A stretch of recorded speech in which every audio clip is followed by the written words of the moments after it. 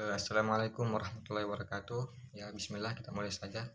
Pada kesempatan ini saya akan menjelaskan 5 hadis untuk tugas UAS mata kuliah hadis tarbawi.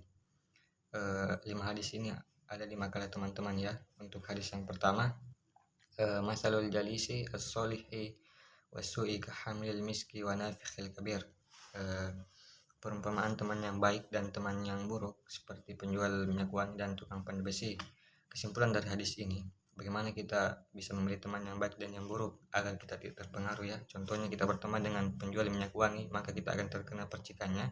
Begitu pula dengan ketika kita berteman dengan penjual tukang pandai besi, maka kita akan terkena percikan apinya. Maka pandai-pandailah untuk memilih teman agar kita tidak terpengaruh. Oke.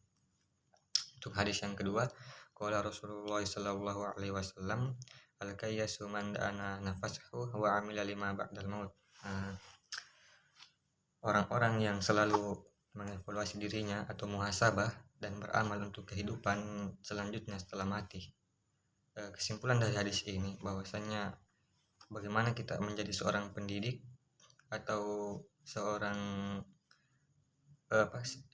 bagaimana kita bisa senantiasa selalu mengevaluasi atau muhasabah diri kita, terutama di dalam pendidikan Islam. Contohnya guru dan murid, kita tuh harus selalu senantiasa untuk muhasabah atau mengevaluasi diri kita atas pencapaian kita ya.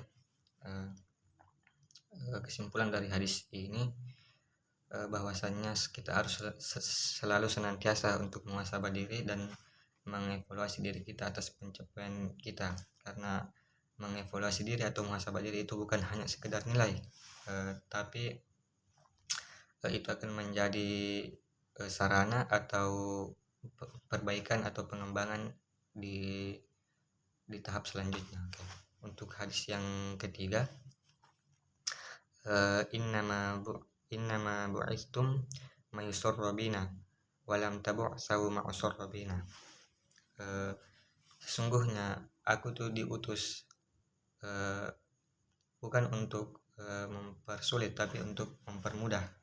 Kesimpulan dari hadis ini bahwasannya bagaimana kita menjadi seorang pendidik, kita itu harus mengetahui latar belakang seorang pendidik kita. Kita harus mengevaluasinya ya, bagaimana kita bisa memberikan ilmu kepada mereka, dia tidak tertekan.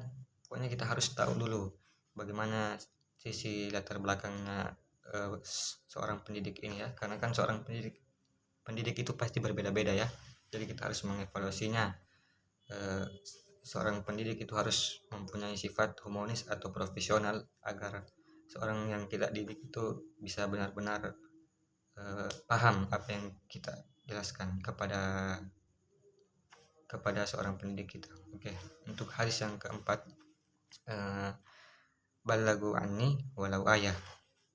Hadis ini sangat singkat ya, tapi artinya sangat mendalam. Sampaikanlah dariku walaupun satu ayat.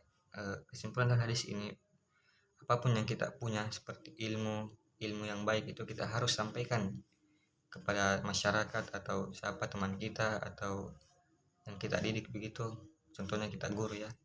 Berapapun ilmu yang kita punya, kita harus tetap sampaikan walaupun itu hanya satu ayat atau ilmu kita sedikit, tetap kita sampaikan karena itu sangat bermanfaat. Balagu anni walau ayat, sampaikanlah dariku walau satu ayat. Oke. Untuk hadis yang kelima, Rasulullah sallallahu alaihi wasallam, innama bu'istu